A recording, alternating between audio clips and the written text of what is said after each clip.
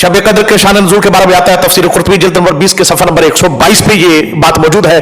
सैयदना काबुल अहबार रज़ी अल्लाह तआला अन्हु फरमाते हैं, बनी इस्राइल का एक बंदा था, बादशाह था, और वक्त के नबी को अल्लाह ने वाज़ फरमाई कि वक्त के बादशाह को कहा जाए कि तुम्हारी जो तमन्ना है वो बताओ, तुम्हारी तमन्ना पूरी कर दी जाएगी। उसने अर्ज किया, मौला मुझे तू ताकत दे, मैं माल से, औलाद से, अपनी जान से तेरी राह में जहाद करना चाहता हूं। अल्लाह ने 1000 बेटे दिए, बड़े हो गए, हर महीने वो अपने एक बेटे को जहाद पर भेजता, वो बेटा शहीद हो जाता, दूसरे महीने दूसरा बेटा भेज देता, खुद इबादत में माफ रहता, साइमुद्दहर कायमुल लैल, रात को इबादत, दिन को रोजा रखता।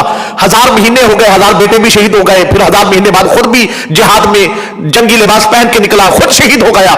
नबी पाक ने जब सहाबा कराम के सामने उस बादशाह का जिक्र किया, असहाबे रसूल हसरत हुई कि हमारी इतनी जिंदगी नहीं है। जिब्रील अमीन हाजिर हुए, अर्ज किया, या रसूलुल्लाह सल्लल्लाहु अलैहि वसल्लम, अल्लाह ने सूरह कदर नाज़िल की है कि आपका उम्मती शब कदर में अगर इबादत करेगा, अल्लाह ताला उसे उस बादशाह से भी बेहतर सवाब अता फरमा देगा।